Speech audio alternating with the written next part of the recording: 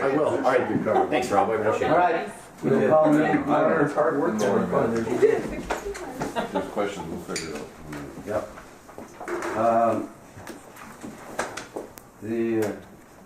We'll go around and introduce yourself. We have a new member in the city council. And so we'll start with you. Joe Kraus. I am the city councilor for Center Ward at the City of International Falls, and last night I was appointed as president of the IFEDA, and as such, appointed to this board. Welcome. Welcome. Welcome. Thanks for being here. Paul. Paul Lebanon, Director of KETA. Rob Eklund. Alan Rasmussen, at-large member or public member, I guess. Brian McBride, Koochiching County Board. Mike Hanson, I represent the rural area of Cooch. Weird Wade on Victor, that was my call sign in Vietnam. What was it again? Weird Wade on Victor. We were not supposed to use our real name, so. Well, you did. I did. I was always on a step. Always the rebel. Hi, I'm Ted Saxon. I'm here for KTI, Koochiching Technology Initiative today. Very good. Carly Maston, I am at the Journal, I'm the advertising director, and I'm going to talk about the contest that we did and future steps for the Your Ticket Home. Very good. I'm Laura Bigger, I'm just here watching. Oh, watch her. Kyra Hasbarden, admin assistant. And Darcy, KCC. Very good. The first item is to approve the minutes from 12 December. Pardon? Oh, yeah. Is your first time? I'm not very good at this. We have the agenda in front of you. Motion to approve. We have a motion. Second. We have a second. Any additions? Deletions? All those in favor say aye. Aye. Next item is the minutes from December 23rd, 2019. Well, All right, we have a motion. We have a second. I wasn't I here. suppose I have to since I was here, huh? You don't have to. Well, but- second. I don't like to make motions in seconds, Mr. Chairman. I'll We have a second. motion and a second. Any deletions, additions, corrections? All in favor say aye. Aye. Abstain. The next item, did you get that, Tara? Yeah. Abstention. Is the special meeting from December 27th. Move. We have a motion to approve the minutes. second. We have a second. Any additions, corrections? All those in favor say aye. Aye. Aye. Opposed? Very good. The next item is public comment period. Any comments? Hi. Hi, no comment here. No comments? Next item is the treasurer's report. Treasurer McBride. Thank you. And this month because of the busy schedule we had, I had to meet with Kyra a little early, and there's not all the bills were in it, but now we've been signed. I think Paul's got some checks to sign that I've signed. And we kind of go through it and hopefully we get everything included. So first we'll go to cold weather testing. I reviewed the bills and the financials on January 17th. There was a transfer from $21,000 cold weather testing. I think that's from JLR, yes. Couldn't think of the acronym there.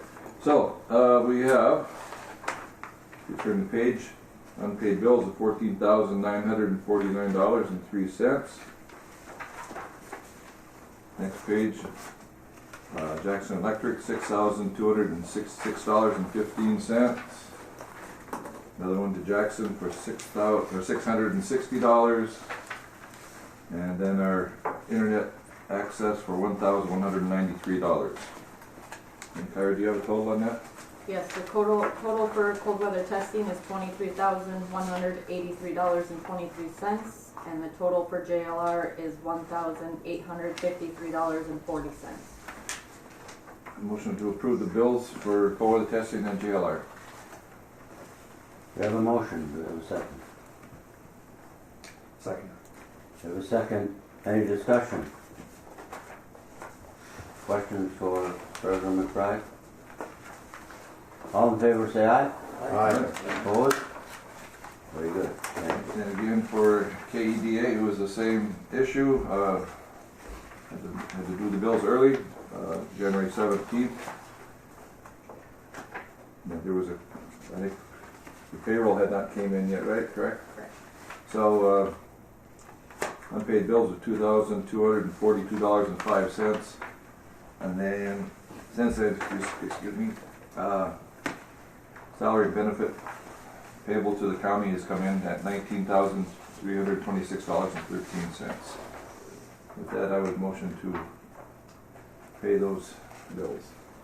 Motion. We have a motion, pay the bill?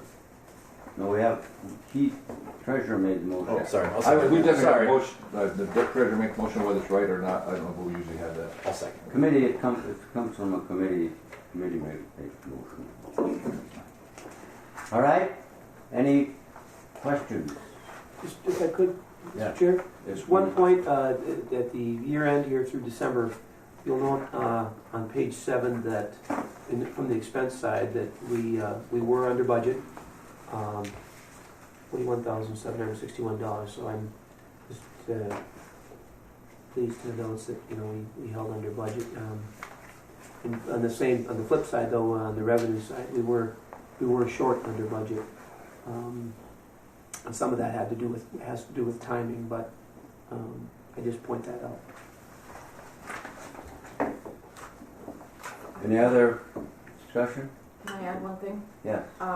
Just about the Blendon Foundation piece of it, and then we also had the KRC that was showing in our previous financial statements. We've taken those out and put them in their own separate tracking, so they're not showing as revenue and expenses against the KEDAs too. So just as an FYI on those financial statements. We served as fiscal agent for the housing study and the Blandon. So those are pass-through dollars. Correct. Thank you for that, Karen. All in favor say aye. Aye. Opposed? Thank you. The next item is the Koochiching Technology Initiative Round 2. Landed projects. There's two gentlemen with us. Hi. How would you guys like us to talk to you guys? We got a couple seats over there. Want to sit down or stand up or what? It's up to you. Want to sit on the end? Jumping jacks? If you stand up, you're going to be a lot shorter if you sit down. Well,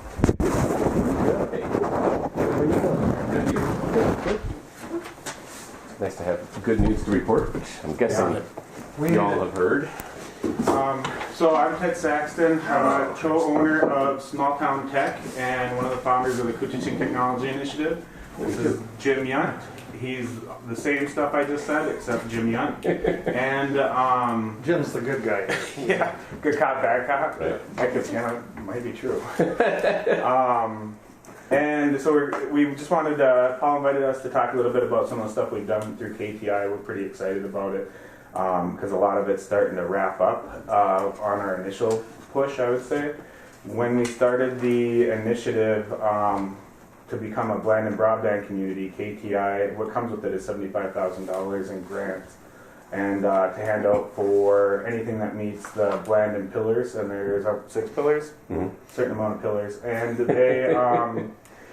they have stuff like digital equity and sustainability and Access to the internet. So our projects have to fit inside of those 6 pillars, and we have a list of some of the ones that we approved, but it's very shocking to me. I know. Being on the school board and you guys being on this, you deal with millions of dollars all the time. It was shocking to me to see how much of a difference just $75,000 could make of basically free cash getting pushed into some of these projects. I'll let Jim, he's got the list of projects, and I'll talk about anything that he missed, but there's some of them that I'm super excited about. I know the county commissioners have at least heard about the veterans teleconferencing thing. They're getting it set up. I don't think it's going to be as fancy as this, but they're getting something like this, and so that they can go to their veteran boards and appointments, anything that's appropriate to do over the video conferencing system. They're going to be able to do that, and to me that's a huge win for our community. But that's just one of, I don't even know how many projects we funded. It seemed like there were so many. And then to step back before Jim announces it, Rob was at the state capitol yesterday. I'm assuming you're at the state capitol, that's where it was filmed, and with the governor, and announced the the round of grant applications from the Minnesota Office of Broadband. And the project that KTI was pushing for was approved last night for it's right around 2.6 million, our part of it. We came to the county and got some support from the county for that, and it was announced that it was a go yesterday. So we're kind of riding pretty high right now on all of this. So that's broadband for Helen Junction through Ericksburg, and a separate proposal was also approved for Camatogama area, which is part of KTI's interest group, but not part of the county. And I was just talking with Bill Coleman, who works with the Blind Foundation yesterday, and he said he thought there's a pretty good chance they would actually have access in at least part of that area by the time the snow falls next winter, which that's remarkable from a year and a half ago when we had the planning brainstorming area for how to bring broadband to this area to actual fiber to the home turned on. That's amazingly fast. So yeah, we're really happy, and the support of the county, I think, made a significant difference in indeed selecting that proposal among others to fund. So Every time I have a meeting in Captogama, they tell me they would rather be part of Koochiching County. yeah, you might as well be. All right. Well, so that's some of the good news that we have. Some of the other good news that we have. You want to talk about some of this stuff? sure. So out of the $75,000 we had for broadband community grants, we had $54,000 left for our second round. And we funded 12 projects. We turned down 6 projects. Some of the 12 we didn't fund fully, but funded at least in part. And those include a web portal for the City of International Falls. We're really impressed with what they've been doing at Ely as far as getting town and the community on the web, but we want to have our own ideas for how to do it our way, which we think is a little bit better. And Ted's kind of the lead on that. I'm sure he'll happily elaborate. The first meeting for that is actually today, and it's going to be, right now, the web portal is going to be ifallsnice.com. And the idea behind it is that it's going to be kind of one-stop shop for tourists and residents to get information about the community, businesses, events, everything that's going on, how to do this. And it won't be replacing like city websites or the county websites. It'll direct people to those services and kind of be a nice, you come here and we'll point you in the right direction kind of thing. And so that starts, the first kickoff meeting is this morning, and then we'll kind of decide on the direction that we want to go. So all the millions of viewers watching at home, if you have any ideas on what you want to see on the web portal, get a hold of myself or anybody on the KTI team, but I'd probably be the best one for that. And we want to hear basically all the good ideas anybody has, including if you guys have any awesome ideas that you'd like to share. So that should be pretty huge for the community. If that's a good success, we may replicate that in the other communities around the area. So we'll see. The city of Little Fork, as I'm sure you all know, they're planning a massive remodeling and expansion of their community center, and they asked for some funding for teleconferencing and internet access there. They currently have no ability to do it. They don't even have internet. So when they have all these meetings, training sessions, when they want to participate long distance in government meetings, and all that, they are not able to do that there, and that seems like a really good project to help fund. Again, the teleconferencing part is what we covered. They also asked for Wi-Fi in Lofgren Park, and it seems like a good project. It has some good merits behind it, but we decided not to fund that, given all the other good ideas that were out there. We are putting some money into the Key to Your Ticket Home project, which I'm sure Paul has kept you up to date on, to help fund the video part of that. We are just a token amount of money for a tech club, which is going to be a more informal gathering, the KTI Tech Club, so kind of be a volunteer informal group of the tech experts in town, so they get to know each other who they are and can brainstorm on various ideas, and also do some community activities like public speaking, kind of like the History on Tap kind of model, talking about various aspects of technological use like smart homes, etc., that we think people might be interested in learning about in an informal atmosphere. And also probably some volunteer refurbishing of laptops and other computers for put in the hands of those who need it to have access to the internet. We're getting the nerds together. Getting the nerds together.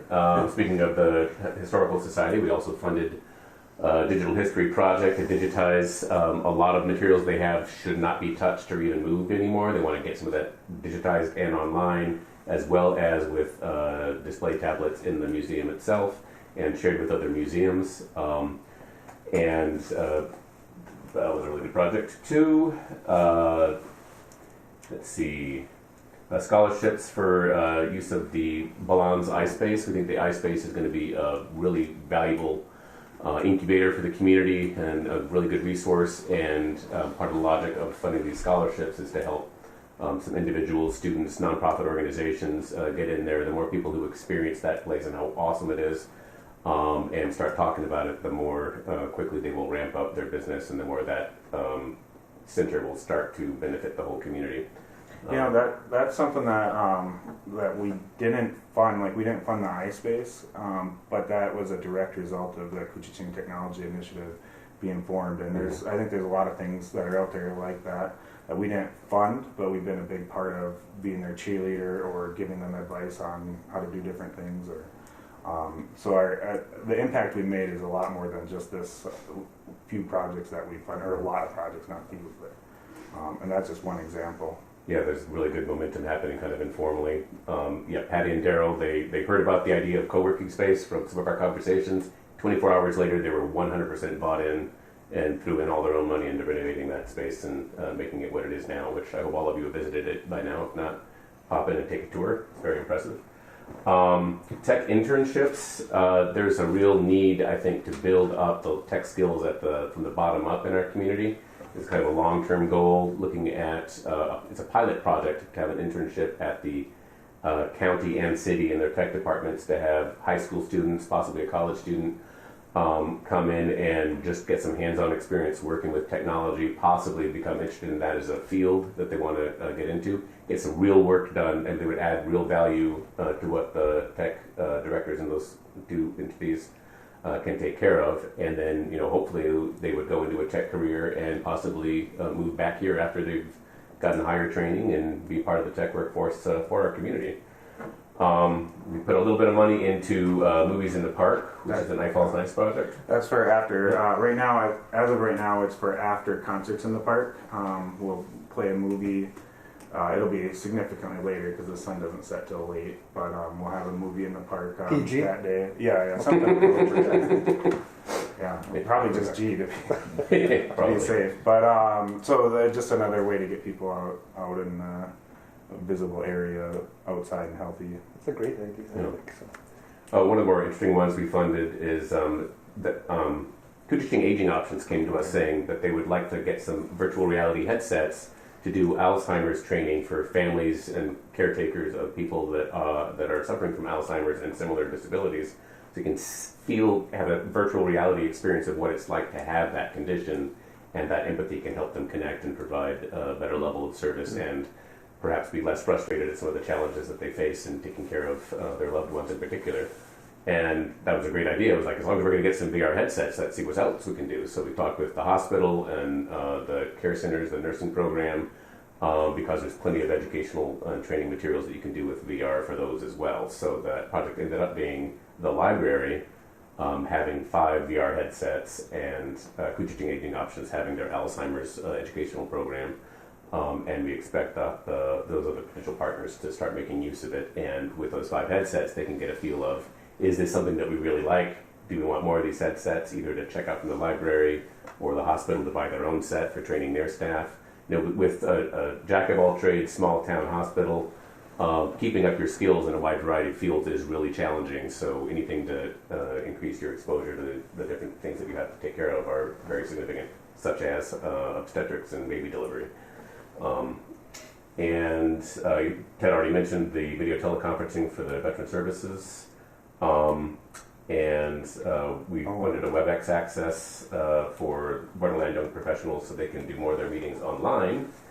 And additional funding for the library, their laboratory program, which is an after-school STEM educational opportunity for young kids to get in their various doodads and gadgets for them to just get comfortable. It's a lot of with that. awesome stuff. Yeah. Then we also had so that's the end of the round 2 fundings, but some of the round 1 fundings are coming to fruition like this month and last month.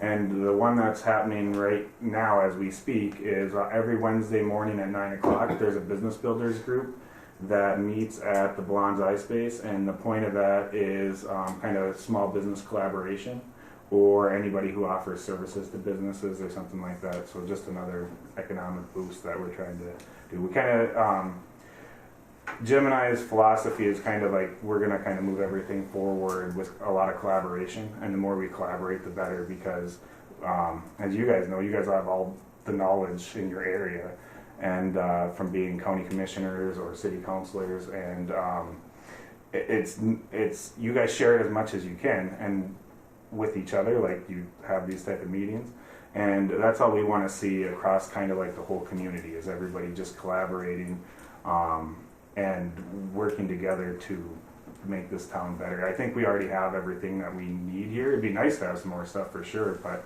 I think I Falls and the area can be awesome with what we have already, and we're going to get there through collaboration. I would just note that Joanne is at the meetup. She's presenting. Presenting this morning about services at the SBDC. So. You mentioned Little Fork, but I mean, does this extend to North Home, Birchdale, the other ends of the county? Yeah, we've reached some of our projects have affected some of the other areas. One, I don't know if it's built yet. Mike, you might know more about this. Is it the Lowman or Birchdale co-working space? Yep, we funded that. We funded that. We funded this last thing in Little Fork.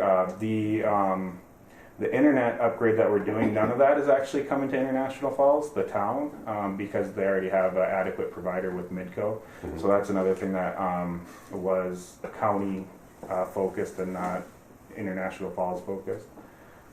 What else? I know we have some other ones that were out in the county. Yeah, the southwest part of the county, we haven't gotten much response from people, and people have to be engaged for us to really participate with them. Sonia Pelland in Little Fork wanted to be on our steering committee. She wasn't able to for various reasons, but she's been actively in the loop, and Soren also in the Birchdale area, so that's part of why those projects ended up happening. They put together proposals to bring to us.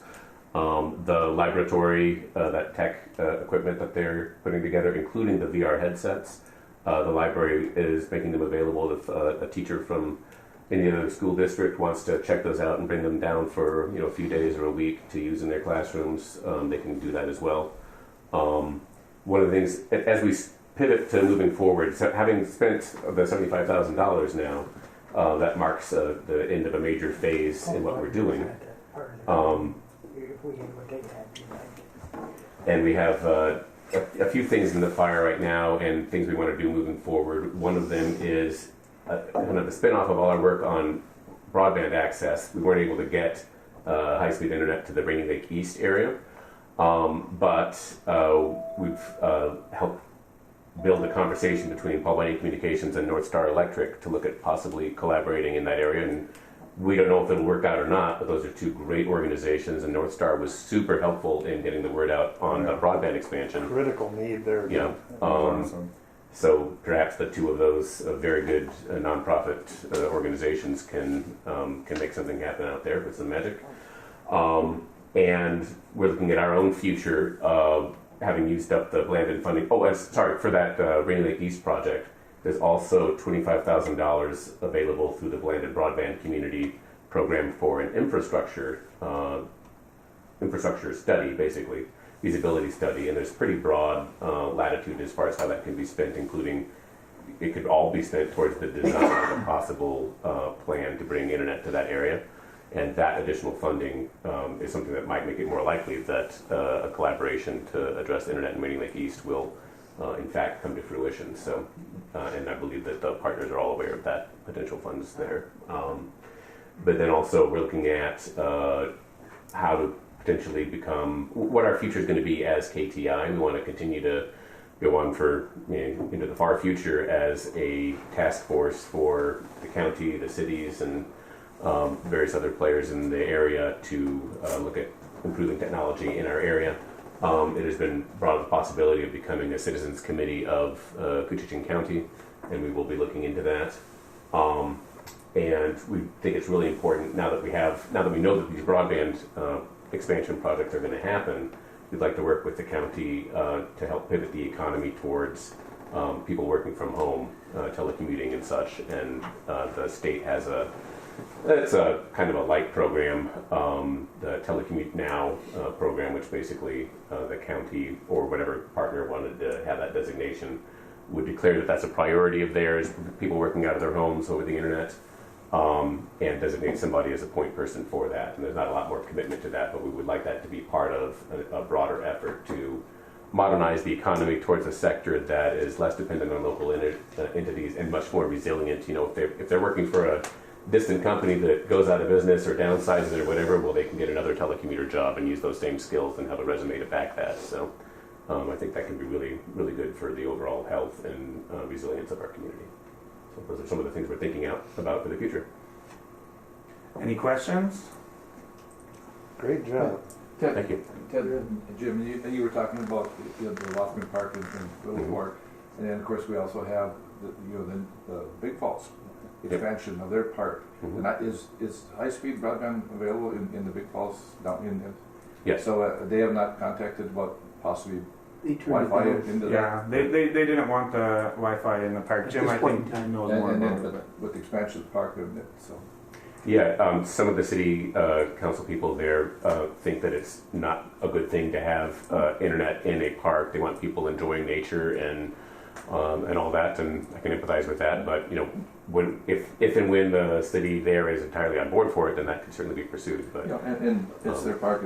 absolutely, yeah. yeah. So And they're not wrong rainy about days and needing to unplug. rainy days and kids, and it's nice if you're sitting in a little trailer to have some options. Well, I have a vacation rental home, and I've proposed if Grandma and Grandpa want, that they could pay me a little bit extra to turn off the internet so that they can talk to their grandkids. So anyway, it's a mixed bag, but It'll happen. could happen. Yeah. It'll happen. Eventually, yeah. Yes, It'll just be the because, norm. People just, any business, everyone's connected everywhere now, and they don't like being disconnected. That's right. So I guess my closing statement would be that this all happened because of a small group of motivated individuals kind of got together, and it happened organically. And so I would implore you guys as elected officials or representatives to get behind these type of groups going forward. I know we had the county support with the broadband expansion, and Rob's been a huge advocate for this stuff, and so we greatly appreciate it. And just, try to support all these people that are doing these type of things, because this is where the big change, I think, is going to come from in the community. I would echo that. And it was a group that got together without any funding, really, initially, but got together with a shared interest. And without that, I don't think a lot of these initiatives would have gone forward, or at least not in the time frame that they happened, especially with Paul Bunyan and that grant and working with the partners. And I think that's what the state likes to see. They like to see partnerships, collaboration, and so it's a can-do kind of group, which I hope can be replicated in other areas. But I really applaud the effort, and it's been volunteer time for the most part. I mean, it really has been. So Yeah, and we thank you for letting Paul spend some time with us too. We've taken him away, but well, no, as far as economic development goes, it'll be well worth it. As far as the county, I mean, we're 100% supportive of this group, but I don't think you want Commissioner Pavlik to serve on any of your committees. Jason's been coming, and he's been a big help, so we appreciate it. We're in the dark on technology. Actually, tech knowledge is not an important part of being part of our committee, as long as some of us have it. But it's very intimidating. That's Very sure. intimidating going into a group when you don't, it's not like they're talking Speak the language. Well, Darcy would attest to it. Not everybody in our group is fluent in technology, and she comes quite a bit. Alyssa Hackenmuller has emphasized the same kind of thing. Like she doesn't understand how most of this stuff works. She But uses she's a it, heck of an organizer. So. yeah, and she contributes a lot, and she's asking the questions that we need to be ready to ask. And I'm all about adapting technology to people where they're at to help them move forward, not giving them the latest, greatest thing, giving them the thing that best fits what they need to do. Well, full disclosure, I was asked to use our latest and greatest technology, which we love, and without Kyrie here, I couldn't hook it up. I called time out. Kyra's adult. Yeah. All right. So yeah. And one question for Rob is there more requests in bonding this year for expansion of broadband or funding or? The bill we passed last year was for $40 million, Right. $20 million for each year of the cycle of the millennium. So we awarded a little over 20 million yesterday, 20.3 or something like that. So that must have been some left over from previous round. But anyway, there was over $70 million in requests. Okay. So yesterday I announced that I'm authoring another broadband bill for $30 million to hopefully make up that shortfall. The governor seemed supportive of it. He wasn't blindsided. I talked to his office prior to doing that, and I said, well, do you want me to announce that today? And he actually announced it. He says, I think Representative Eklund has another bill ready to go. And then the reporter asked me that. But, you know, I applaud you guys. This is, I mean, the work that you guys have done. This is the new economy. Broadband and internet access is going to be the new economy, and that's how it'll hopefully keep some of our people home, you know, and bring people back. Bring people here.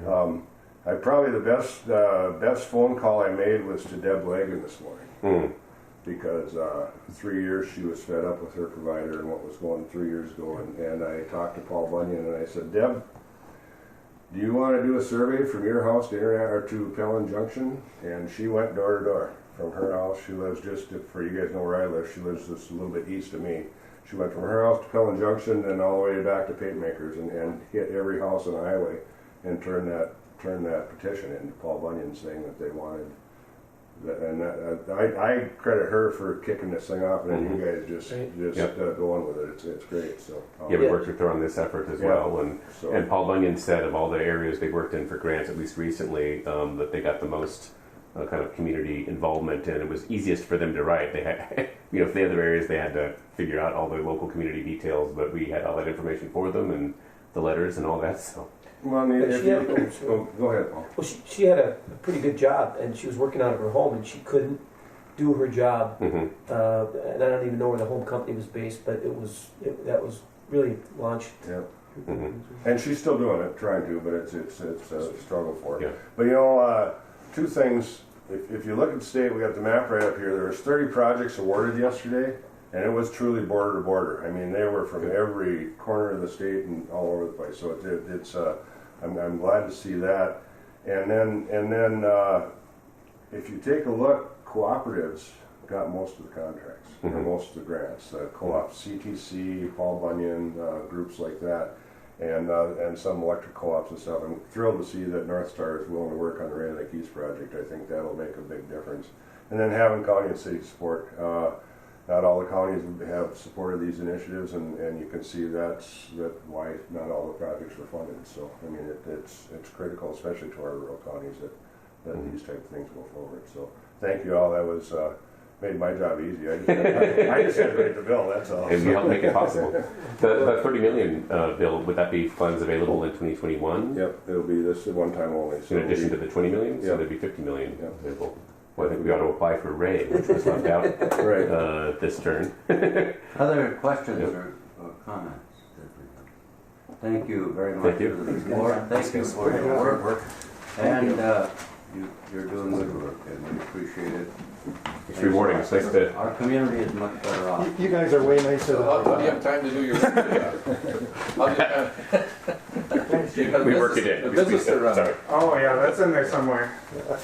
Thanks, Greg. Yeah, thanks, Paul. Thanks for having us. Thanks, guys.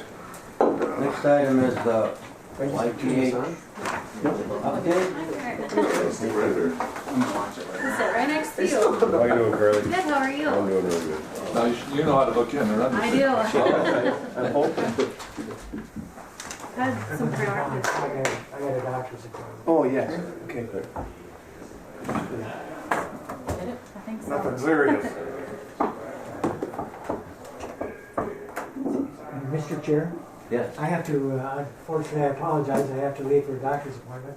I did notice on Paul's communication to you that out in the northwestern part of Coach, we're starting to talk about different types of agricultural opportunities, including hemp. Uh-huh. And we actually have someone that has approached us, Oh, who's right an in, active inside the. investor, that it might be, that is considering investing, they want to invest on the opposite side of the agriculture. You know, so, Opposite side of what? of the agricultural part of it. Oh, okay. So we're meeting later this month or at the end of the month, and we've been talking about this with people for about 6 months. But it appears to have some promise. Okay. Does he have experience And then with cantilever, With what? in hemp? You know, hemp is legal in Minnesota for the last 4 years, and they're still going through a whole bunch of administrative issues because some people have purchased seeds that, once growing, go beyond the 3% threshold that the state has warranted. And we've had an opportunity to chat with a lot of people about certification of seeds, and that's happening a lot out west in Oregon and Washington. And I don't know, Wade, you must go right by the agricultural station that the University of Guelph has east of, or west of Fort Francis. They grow it there. They produce seeds, they sell seeds. And the current gentleman who is considering putting some financial aid behind this, the long-term goal is to try to create a substance from the hemp itself that could be used in the medical community. And if you sign into statistics about how it started and where it is even today, it's just stunning.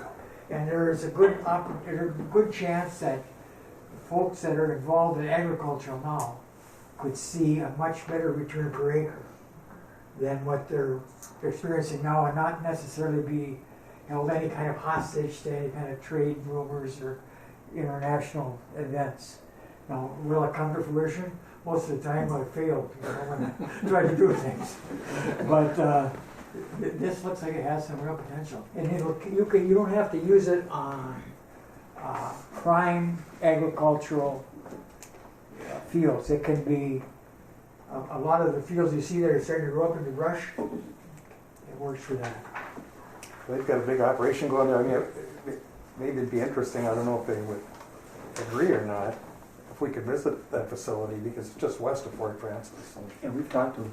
Yeah, I've spent time with the young lady who runs it, and the thing she told me is you better know what you're doing, because the first time we did it, we burned out 2 harvesters. Those big machines, they burnt them up. stuff is so tough. Well, it's big. It's like 12 feet high and 9 feet. Big fibrous. Yeah, I mean the fibers. Well, hemp rope. I mean, that's one of the reasons they made rope out of it too, because of those tough fibers. That's all the Navy uses. Well, they use it for. It's just amazing the amount of different types of products. And Paul went to their first state convention, and maybe you know that you probably know the chairman or the director of the Minnesota Hemp Association is Rob. Who ran against? Joe Radinovich. Yeah, Joe Radinovich is the author. So Any questions? I gotta go see a guy I don't like. Well, just Don't tell him that. to comment on Mike's Department of Agriculture. Mike's and this Department of Agriculture is really excited about the potential for hemp production in the state of Minnesota, because he commented on the marginal farmland. There's a lot of marginal farmland that they're trying their best to grow corn or soybeans or whatever out of, and this is a product that can be grown. My good friend Paul Anderson from down in southern Minnesota, farmer, asks about THC content every time we talk about hemp, because it's a big concern. But they're getting to talk about seeds. They're getting it zeroed down now, where they can almost guarantee that it'll be below the percentage that with that. And you see the farmers invest. It's not a cheap initial investment is not cheap. And the farmers can't measure the THC until the plant is mature. So there are actually lawsuits in Minnesota going on right now where farmers invested a huge amount of money and his plants are above the 3% level. So they're taking. So that's in court right now. So they're taking a huge risk, I suppose. Well, if you get certified seed, maybe not. And then that's part of the process that the Minnesota Department of Ag is working on. And I and Paul are meeting with a gentleman from the state of Minnesota Ag. And what as well is there's a research station in northwestern Minnesota called URI. AURI. Yeah, and they're meeting with us too, as well as we're going to sit down with Northern Seed Excellence in Williams, Minnesota, who have really knocked it out there. If you ever drive by there, you see what they've done. Yep. So we're meeting with them too, and it's all talk. There's an easy way to get by that 3%. So That's a lot. It's already there. Well, thank you, Mr. Chair, for giving me a minute. Thank you, Mike. Thanks, Mike. Good luck. Good luck. I need it. Keep an eye on that doctor. All right, we'll move on to the Your Ticket Home update. Awesome. Again, I'm Carly Maston. I've been working with Paul and Kyra and Joanne here for, I guess, it's been a couple months, but we successfully launched the first contest, and it was a sweepstakes to win a $500 Delta voucher to come home to Koochiching County. And with that, since it was such a great prize, we expected a lot of these people entering, so we can use that information for the future. So just a quick recap, there was 205 actual people. I am two of those people because I had to test it to make sure it worked. And this shows we started it on the 9th, and we ran it for exactly, well, my report will say 31 days, but it was a month. So this is the data that we collected. That doesn't particularly matter up there. But a really important question that we asked is where they currently work and what their current occupation is. That white space right there was before we add retired in there, because we noticed like in the first couple of days that retired was needed to be in there. So that's that white space there. And then it tells from, it goes in order. So retired was number 1, health professional is number 2, and so on. So it's really interesting, especially with Rainy Lake Medical Center and their initiatives to bring doctors here, to see that health professional was number 2. And I just thought that was a really good statistic. And if we move over here, this is the pie chart that we got. And we were very pleased with this. Of course, it's easier to get people to move back here than it is to get someone fresh to move here, just in general. Take that leap of faith. So when we saw this pie chart, we were hoping to see more that had lived here, which is what we got.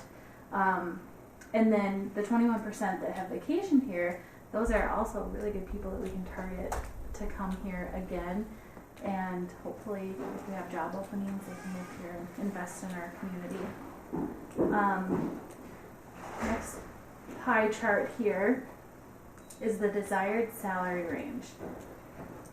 Again, I was pretty surprised too that the second is $30,000 or less. So the second choice for these folks that filled out this contest submission, they would be okay with making $30,000 or less a year. Of course, number 1 is 90. Right. But if we're talking health professionals and teaching, that upper range isn't too terribly out of order. And then the 50 to 60 was third, and so on. And we've downloaded this entire report, and I've sent it over to the team here.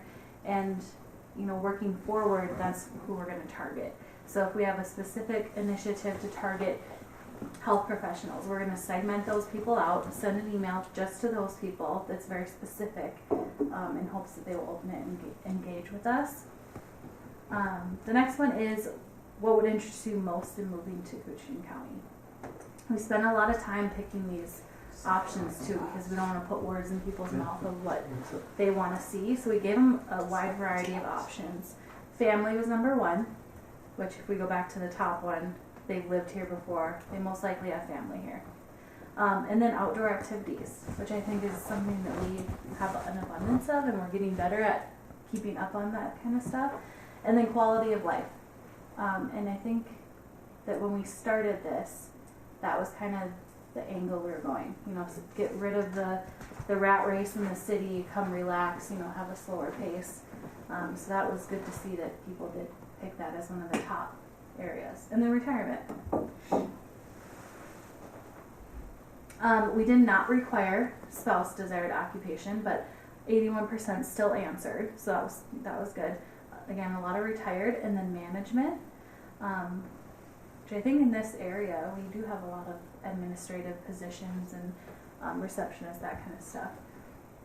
And then desired salary range, again, 30,000 or less was number 2, so that was really good to see. Gender, that one, and then age. So another way that we can utilize these emails and these contacts in the future, even just by sending them a happy birthday.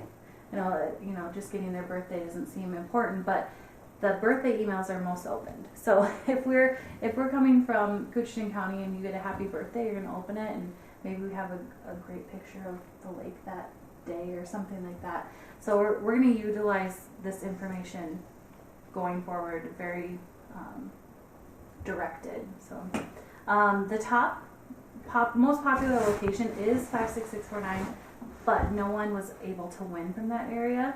Not a bad thing that people entered though, because we still want to gain people's information from this area so we can keep in contact with them. And then there's the heat map that shows where people entered from. And the majority is Minnesota, which is, again, easier to get people to move if you live in the state already up to this area. Is there any questions on this part? It's interesting, the spread. I mean, Yeah. I think our furthest was Alaska. Was Alaska in here? Yeah. Alaska. So one person from Alaska entered. Good. So that was kind of cool. The other thing to note is, and that our target age was at 25 to 45, 50, and I think that shows here too. That's a good sign, because we're ideally it would be a family, a husband and wife, or partners and a family, and so that's encouraging too, that younger people are responding to this. So. nobody responded at 120 plus, huh? No, and we did require the age to be 18 to be eligible. Still 63, the 63 and older group is pretty large. Retirees. Yeah. Mm-hmm. Yeah, I don't know why it doesn't give a number there, but I think these people that are active too, even retirement, but they can come back and make an impact and make a change in our community. So I was very pleased with this report.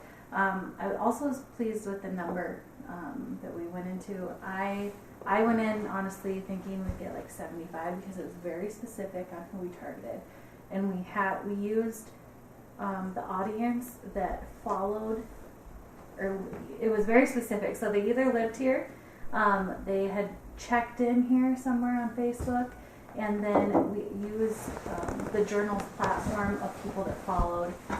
So no one, I hope, ever saw an ad, because it wasn't targeted towards anyone that lived in this area. This is what it looks like when people entered. We have added the winner on there. Unfortunately, our first winner did not get back to us, and we had said that 48 hours is the maximum that we can wait, because it's such a great prize and you want people to be excited about it. So this is what it looked like. Just some details there on the bottom. Where'd the picture come from there? Were these on Radio Lake, actually? Sure. Okay. No. No, that was a photo that we had, but Looks like the kind of dock I would build. Yeah. Screwed up. the background kind of looks like rainy. Yeah. I would just note that Charity Hopkins is Charity Helderman, class of Falls High, class of '93. So just if there's people know the Heldermans, that Yeah. Was she super excited? yeah. Good. And she lived in Oregon, Junction City. Oh, okay. Junction City, Oregon. So can you go to the website again? Yeah. Just the Yep. main website. just to review too, that we're going to be we post job openings on this currently, so that people can see what's available. I don't know if my internet's great here. But this was really a landing website to initiate this, and then as we've talked as a group, we're going to continue with this 205 and growing, and we're going to be going back to them with social media, sending them various messages, and photos, and events, and from around the county. Again, just reinforcing the fact to return and give them updates and job opportunities as they come available. So. It does work normally. I don't know why. I really like when you look at that, you look at life in the big city versus, kind of gets people kind of thinking. triggers you to just relax a little bit. Yeah. I'm not sure why it's not working, but this is a case study we put together. We did all digital because we didn't utilize our print because we weren't trying to reach people in this area. And then, of course, the prize, which was awesome. And it was 31 days, and we delivered a little over 149,000 digital impressions. So we say an average of a click-through rate is 0.05. We say that's okay. And we had 0.55. So out of the 149, we only had 826 clicks, but that's really good for how many we delivered and who we were trying to reach. The print on there, we didn't reach print, and then we reached 26,000 people on Facebook. So 149,000 impressions, 26,000 people. These are what the banners looked like for people to click on. Again, none of you probably saw what they looked like as they were targeted. And then this is the email that they got for entering. So we thanked them, and then going forward, if we do any other contests too, we will send out an email to these people that participated, and then it'll just grow from there to get more participation. So going forward, we are working on social media management, and we're going to just stay active on the Your Ticket Home site. It has grown significantly from when it first started. I pull it up, but my internet's not working. So we're just going to keep in contact with them, send emails, and just keep all this data going, so we can really dig in and get that specific person that we're trying to target to move home. Nice work, and that's the power of the digital media and Facebook and all the components that make it, is the reach and the ability to interact ongoing and stay current. And that was a challenge when we first launched it, so we just didn't have the capability to do that. And so, like for instance, this weekend, taking pictures of Icebox Days, we'll be sending that out and said, this is a 4-season playground, and winter is a great time to get out and enjoy and show pictures of some of the activities and snowmobiling, and then as we enter spring and some of the different events, school events, those are the kinds of things we're gonna message out. So another really cool thing here before I'm done is this purchase and start a business.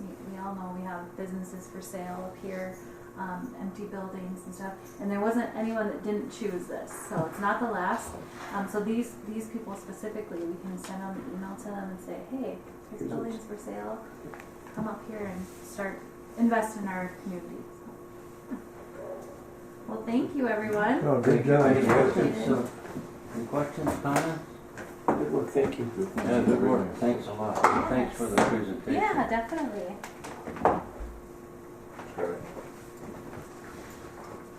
All right, next item is the Personnel Committee.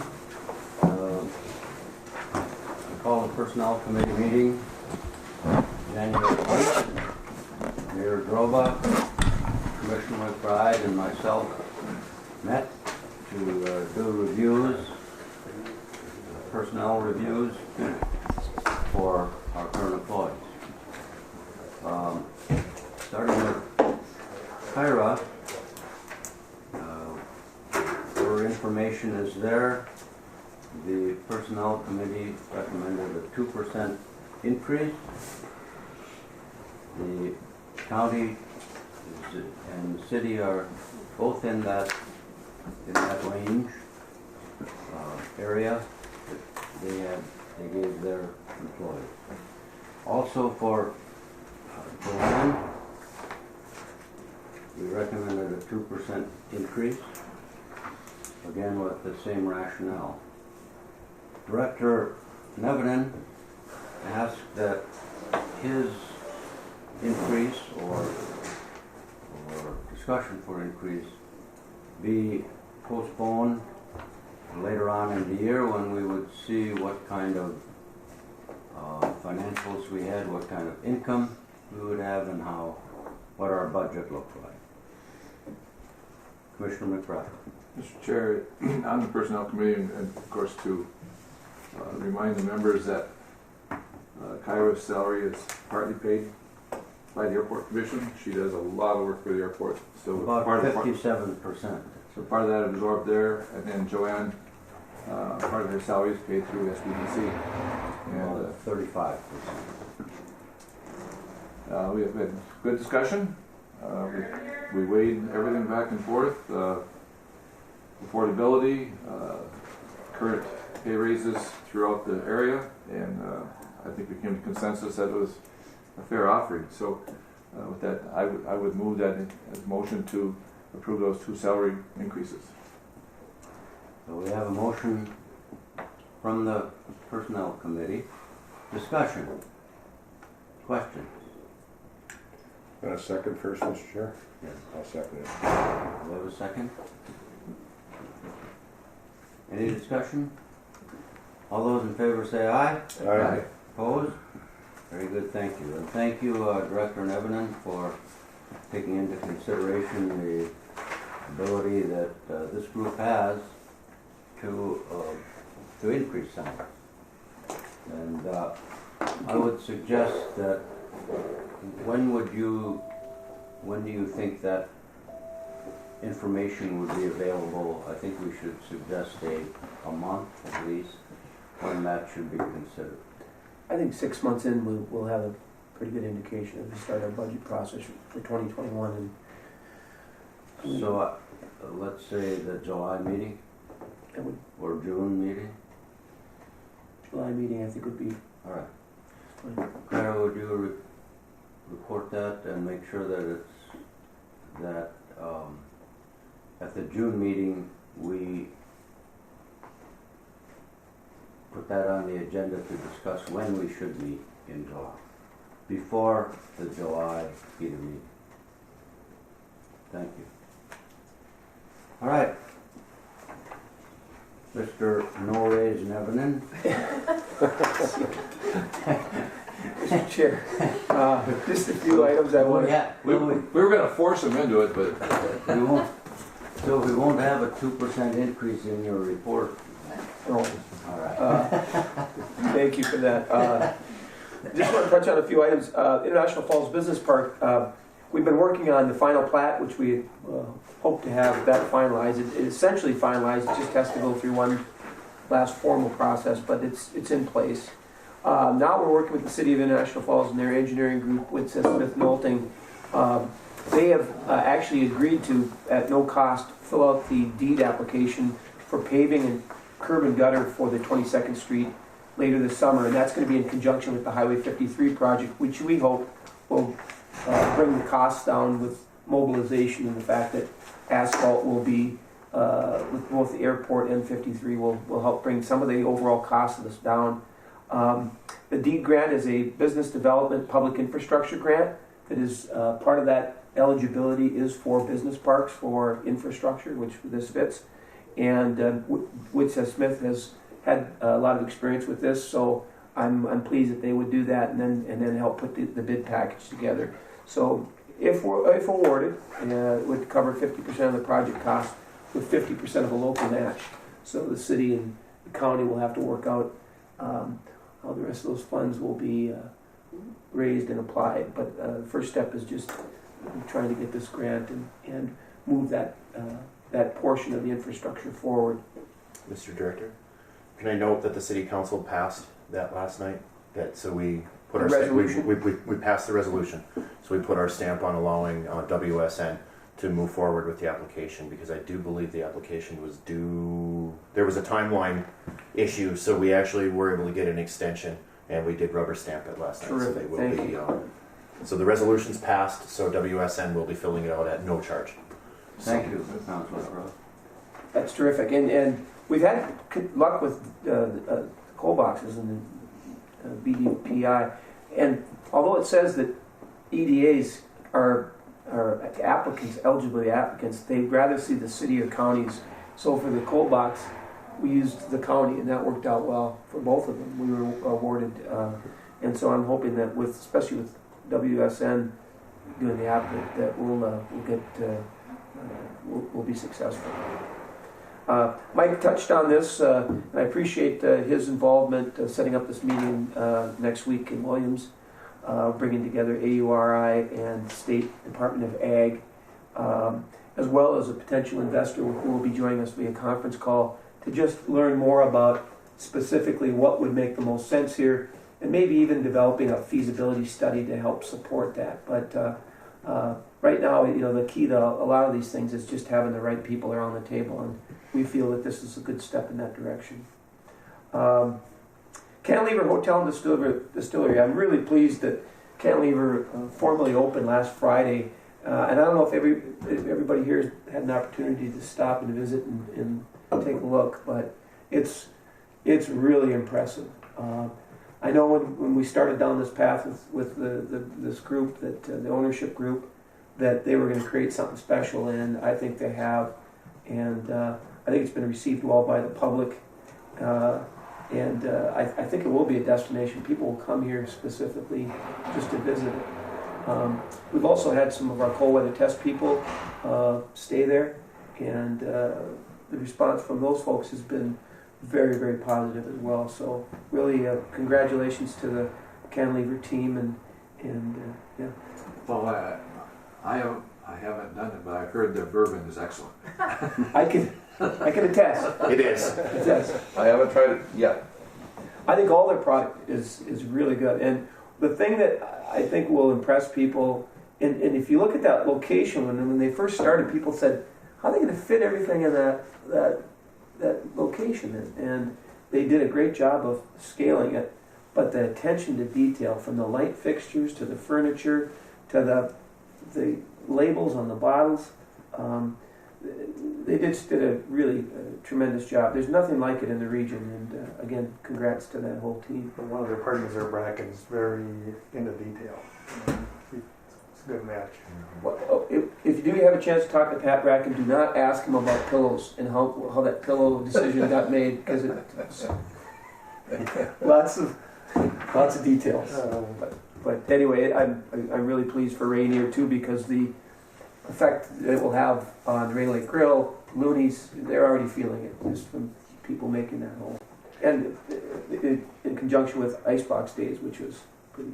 Brian and I are going to be working on the road there also, so Yeah, parking and all that The stuff. county is going to do a lot of work on County Road 20 from the rail crossing around to the east, and it's going to be quite extensive. It's going to really dress up that area of Rainier, but it is still a county state aid highway, which is the county's responsibility. So. That four-way stop is throwing me off, though. I've gone through that about 4 times. Still not used to it. Well, you just put the sheriff out there. I don't think Rainier would like that. So. I encourage everybody, though, if you haven't had a chance to stop in there, they're happy to do tours. And I spoke with Mayor Wagner. He said, yeah, Rainier's really advancing. We have stop signs, he said, and we have an elevator that's in the village. So, yes. progress. Cold weather testing, we're off to a really strong start in the new year. We've got repeat customers as well as some new customers. In fact, right now on the ground here, we have over 40 test folks, which is at probably our capacity. Really? And of those 40, we've got people from Sweden, Germany, Austria, Korea, and of course the U.S. So it really is an international business that we have here.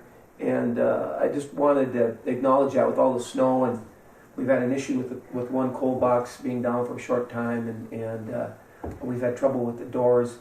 I just acknowledge our team on the ground here, because without them this doesn't work. And Tim Jackson is really our quarterback, and he leads, but we have the Anderson guys jump in, and just a lot of people have no idea what goes on behind the scenes, and that's fine, but it takes a lot of long hours and support to get those people to get their work done. And We've got to have a lot more expensive snow removal this year. I mean, I just look at, I have my Bronco that Rob knows, and I plow my own driveway.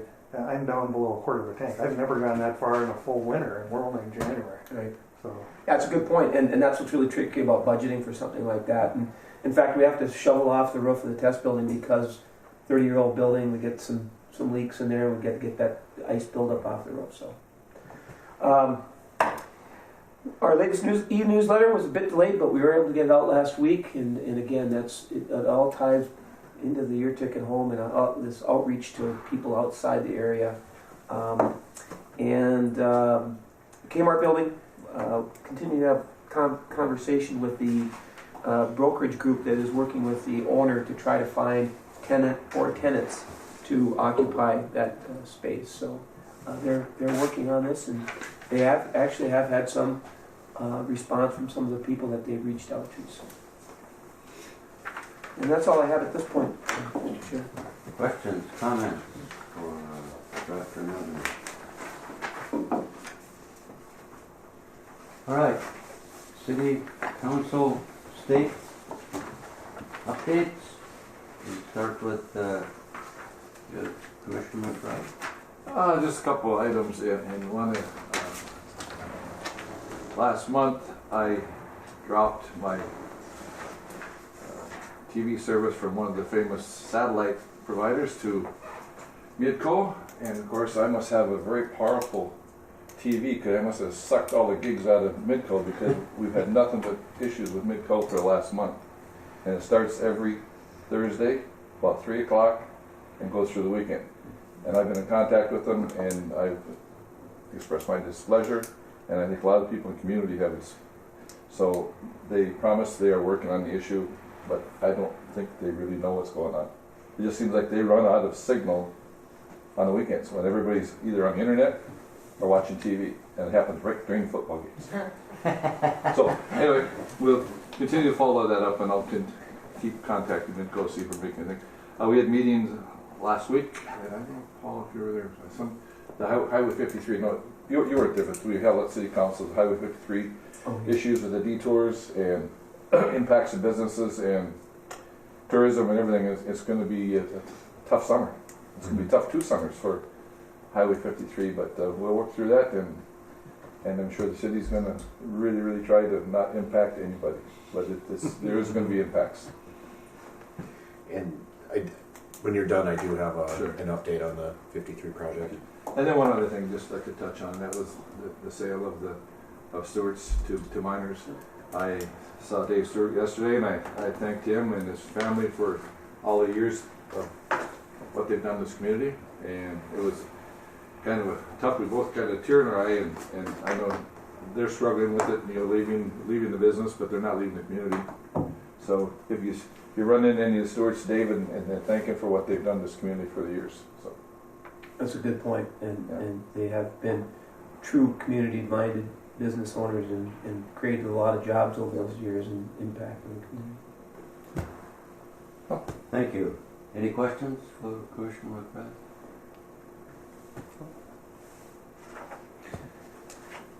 well, Kmart, I hope we can get that building filled. I mean, that's a huge building to be sitting empty in this community. But on a positive note, UHC building, and wearing my other hat as the chair at Northland, we did close on that 2 weeks ago. So that's in our hands now, and we're going to be moving forward on renovating that entire facility to fit the needs for the mental health population that we serve in that role. So we're excited about that, and at the end of the day, we're able to get a good buy on it and move forward. It will be an asset to the community that's much needed. So other than that, pretty quiet. To piggyback on Commissioner McBride's statements. I know that Mayor Drobo was in contact with Midco. Was it last week or the week before? Darcy may know. Yeah, and he was able to get a response. And the response at this time is they're aware of issues and they're working on it. They were apparently waiting on a part. I don't know if they were able to get that part in or what's going on there. It sounded like it was good for a couple days and then it kind of went back up. It was good for a few days, but then last weekend now it started again. I will say I have their broadband. I do not have their cable, but I haven't had an issue with the broadband. It's been incredible. So, although I have fiber running like right to my house, so I think that makes a difference. Highway 53, we are still in the process of, we have the final rendering, but they still don't have all of the engineering work done, which is a little concerning at this point because we're getting close to that special time of letting for the project, and we are unable to let bids right now. So I know the Department of Transportation is working on it, but they are behind, so I can't make any promises on the project. But it's sounding now, off the record, it's sounding like it may be late summer by the time they get going. So. And for Commissioner Pavlik, they are moving the power poles off the highway. Representative Eklund.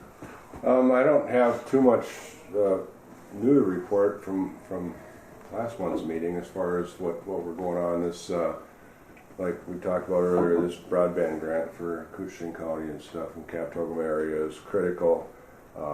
I wrote, I think, 9 letters of support for projects throughout District 3A, and so to get the ones that we did, Boys Fork also received one of the grants, I believe, through Paul Bunyan too. But to be able to get the share of the 20 million, that's pretty incredible.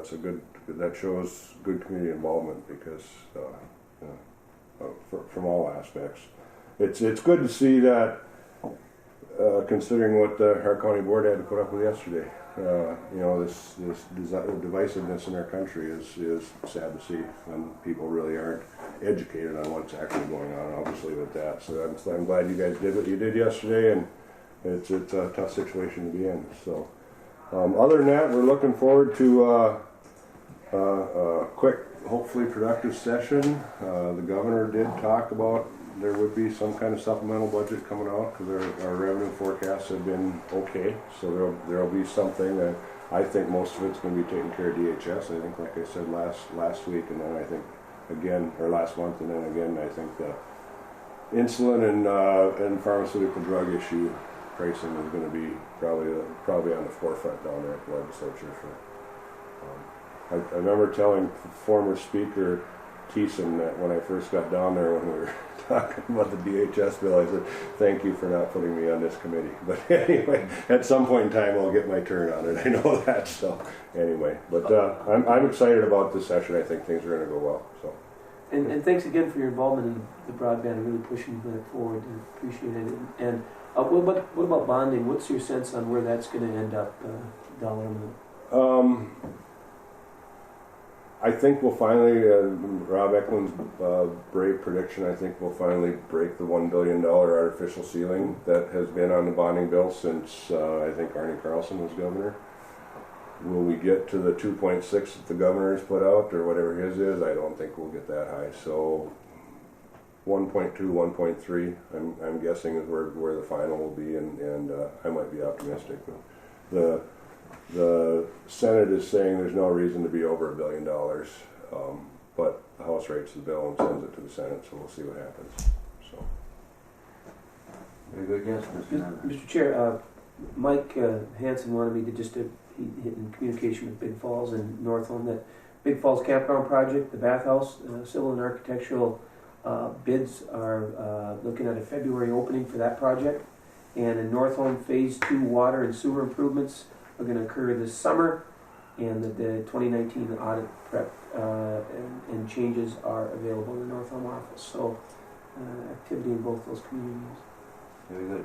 Representative back. Sorry, thank you, Mr. I forgot to mention one thing. I found it interesting that Big Falls didn't want Wi-Fi in their park because the state of Minnesota is putting Wi-Fi in the state parks, yeah. because people want to be connected when they go on vacation. So But actually with the proximity to broadband and stuff, I mean, they have Paul Bunyan that goes through Big Falls.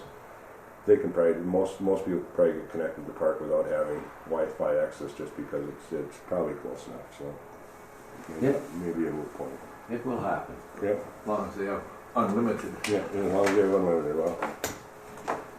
All right, and yes, Just one more, getting back to the Highway 53, that Brian, the board wanted to get rid of me probably had a meeting where they knew I'd be opposed to something, so they shipped me out east with this group.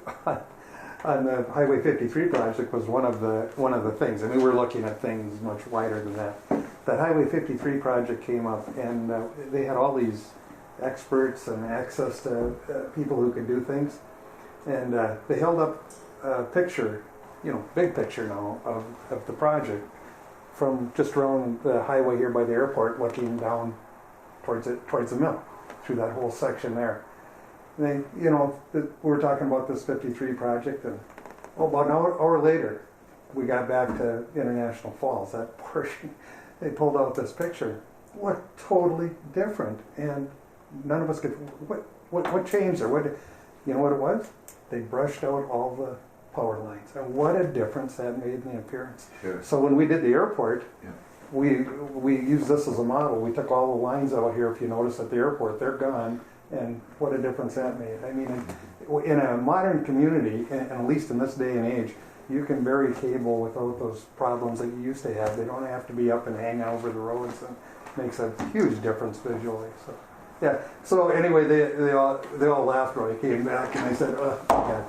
We sent Wade to that meeting. He came back. Now he's an environmentalist. He's on the dark side."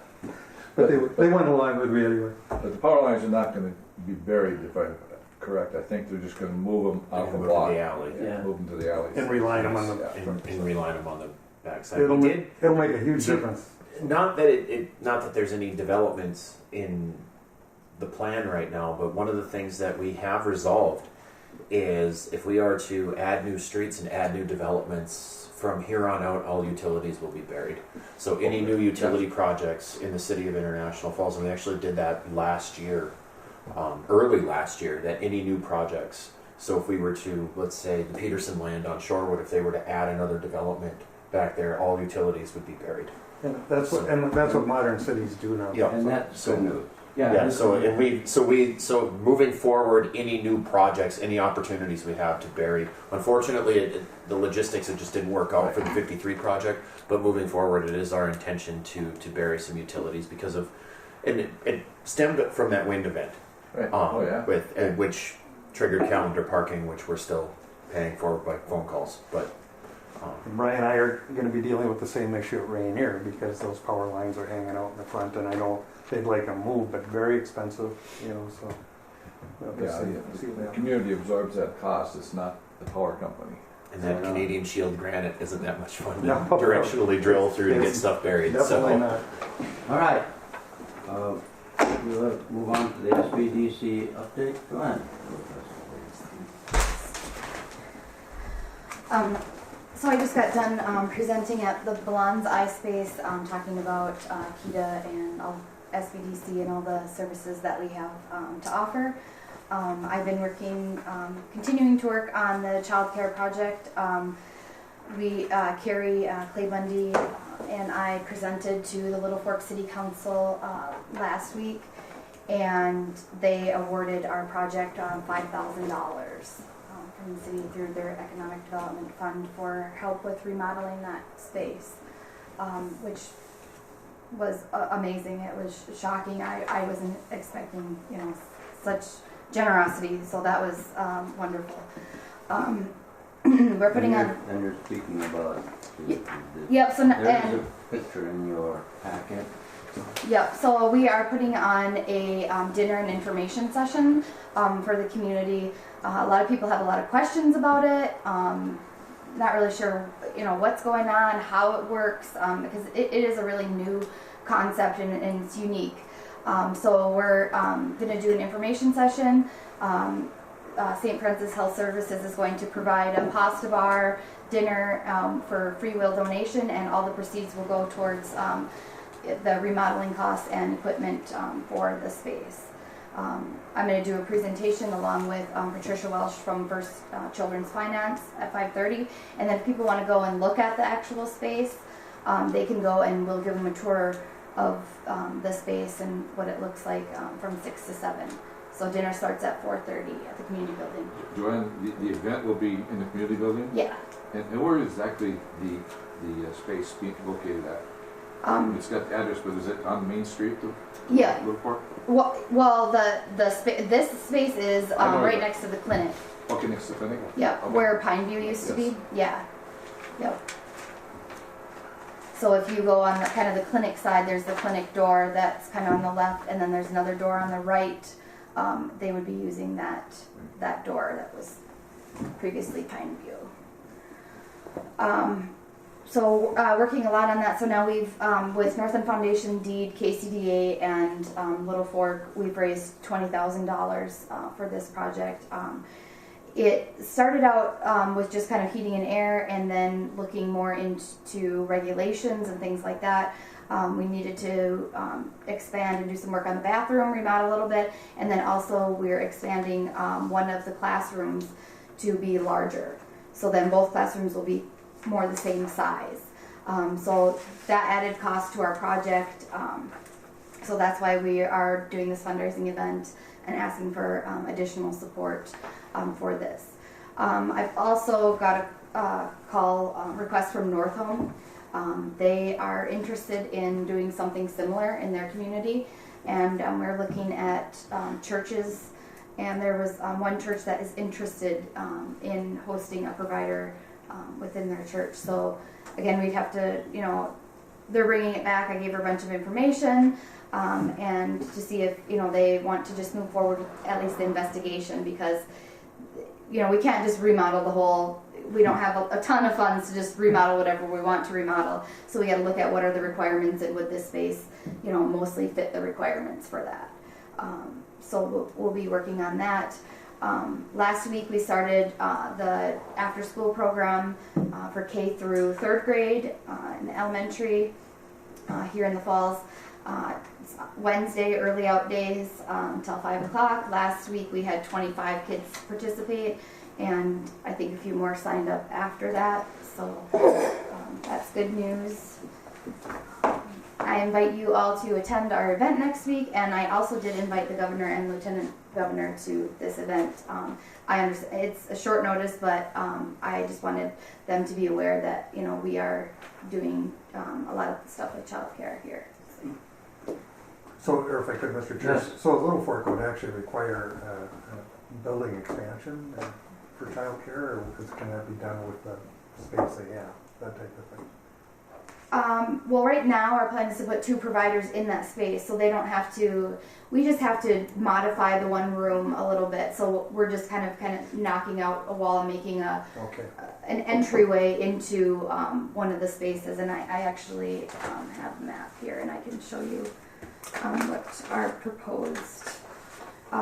So there was this little kind of a office area right here, and we're just busting out that wall, so that office will become the first classroom, and expanding the bathroom.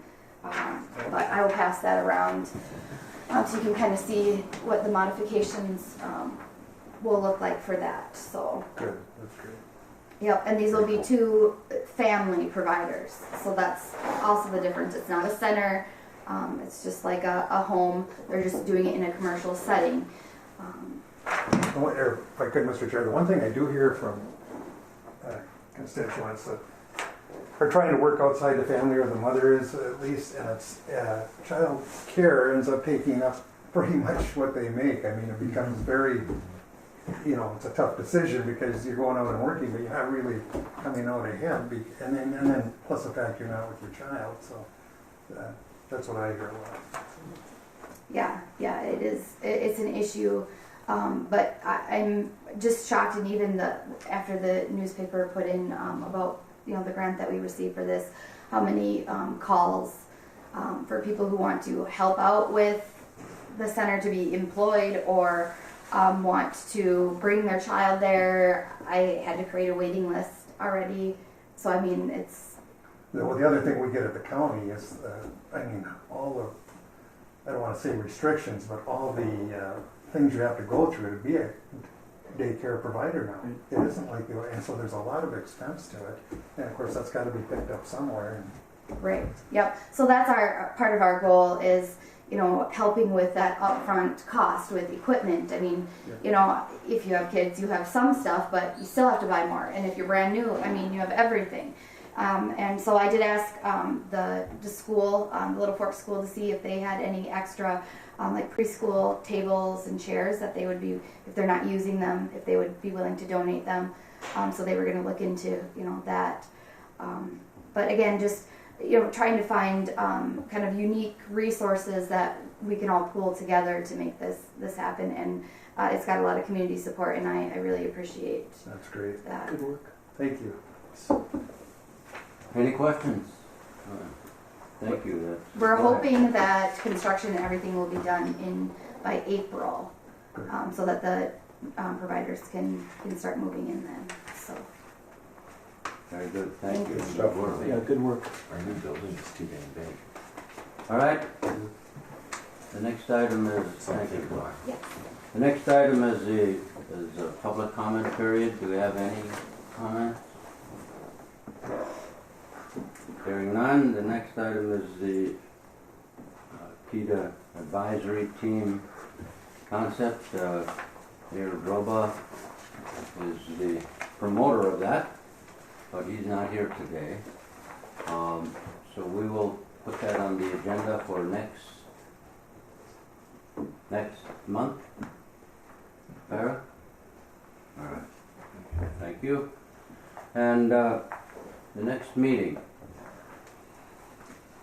the fourth Wednesday. Commissioner Pavlik and I will be gone. Okay, the third Wednesday, how does that look? We got VNP from Water Board. So, we're gonna do other than, Might just have to do it without us. Hard to get a quorum if you miss two of us. yes, it's difficult.